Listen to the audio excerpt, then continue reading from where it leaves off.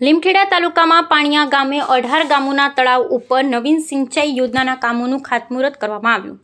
આજરોજ દાહોદ જિલ્લાના લીમખેડા તાલુકાના પાણીયા ગામે 18 ગામો તળાવ ઉપર નવીન સિંચાઈ યોજનાના કામોનું પંચાયત સિંચાઈ વિભાગ દાહોદ દ્વારા સાંસદ શ્રી જસવંતસિંહ ભાભોર તેમજ 131 વિધાનસભાના ધારાસભ્ય શ્રી શૈલેષભાઈ ભાભોરના વરદ હસ્તે નવીન સિંચાઈ યોજનાના કામોનું ખાતમુહૂર્ત કરવામાં આવ્યું। દીપ પ્રાગટ્ય કરી પ્રોગ્રામને ખુલ્લો મૂકવામાં આવ્યો હતો।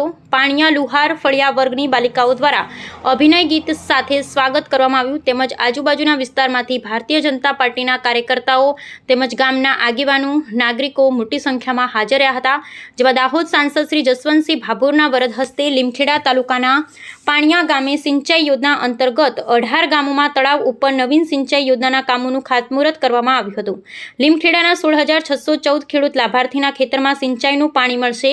લીમખેડા તથા સિંગવડ તાલુકામાં 20 કરોડના ખર્ચે 2 યોજનાનું ખાતમુહૂર્ત કરવામાં આવ્યું। લીમખેડા તાલુકાના 18 ગામ તથા સિંગવડ તાલુકાના 16 ગામના કુલ 30,308 ખેડૂત લાભાર્થીઓના ખેતરમાં પાણી પહોંચશે। 20 કરોડથી વધુના ખર્ચે નિર્માણાધીન ઉદ્વહન સિંચાઈ યોજનાનું ખાતમુહૂર્ત દાસા સિંગવડ તથા પાણીયા ગામે દાહોદના સાંસદ શ્રી જસવંતસિંહ ભાભોર તથા લીમખેડા ધારાસભ્ય શ્રી શૈલેષભાઈ ભાભોરના વરદ હસ્તે ખાતમુહૂર્ત કરવામાં આવ્યું હતું। જેમાં જાહેર સભામાં સાંસદ જસવંતસિંહ ભાભોરે જણાવ્યું હતું કે ખેડૂતો સિંચાઈના પાણી થકી આર્થિક રીતે સદ્ધર થાય તે માટે સૌનો સાથ, સૌનો વિકાસ, સૌનો વિશ્વાસ, સૌનો પ્રયાસ સૂત્ર ચરિતાર્થ કરવા માટે ગુજરાત અને કેન્દ્રની સરકાર હંમેશા સતત પ્રયત્નશીલ રહી છે। આગામી માસના સમયગાળામાં જ આ બંને ઉદ્વહન સિંચાઈ યોજના પૂર્ણ કરી સિંચાઈનું પાણી ખેડૂત લાભાર્થીના ઉપયોગમાં આવે તે માટે સિંચાઈ વિભાગના અધિકારીઓને તાકીદ કરી હતી। સાંસદે વધુમાં જણાવ્યું કે હાફેશ્વર જૂથ પાણી પુરવઠા યોજના તથા કડાણા જૂથ પાણી પુરવઠા યોજના અંતર્ગત દાહોદ જિલ્લાને સમૃદ્ધ બનાવવા સમગ્ર જિલ્લાના નાગરિકોને પીવાનું તથા સિંચાઈનું પાણી ઘર ખેતર સુધી પહોંચાડવા માટે વડાપ્રધાન નરેન્દ્રભાઈ મોદીનો સંકલ્પ પરિપૂર્ણ થવાને આરે છે।